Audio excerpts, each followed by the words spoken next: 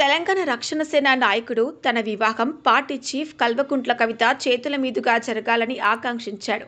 తన ఇంటి ఆడబిడ్డ హోదాలో ఉండి పెళ్లి చేయాలని కోరాడు. ముదిరాజు సాంప్రదాయం ప్రకారం పెళ్లి కూతురు మెడలో తాళి కట్టాలని కోరాడు.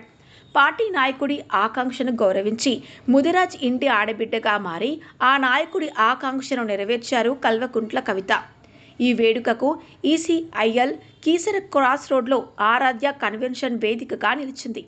యాదాద్రి భువనగిరి జిల్లా గూడూరు గ్రామానికి చెందిన భాషబోయిన బాలప్రసాద్ తెలంగాణ రక్షణ సేన నాయకుడు. తెలంగాణ జాగృతిలోనూ క్రియాశీలంగా పనిచేశాడు.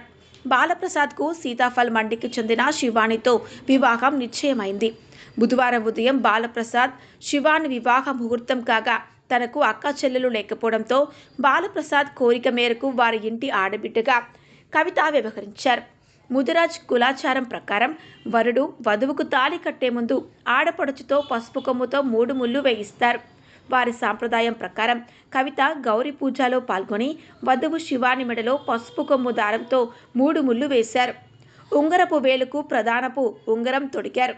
ఒడిబియ్యం పోసి పెళ్లి కుమార్తెను ఆశీర్వదించారు. అనంతరం బాలప్రసాద్ శివాని మెడలో మంగళసూత్ర ధారణ చేశారు. ఈ వేడుకలో బాలప్రసాద్ తల్లిదండ్రులు స్వరూప, బాలకృష్ణ, సోదరుడు నాగరాజు, తెలంగాణ రక్షణ సేన నాయకులు పాల్గొన్నారు.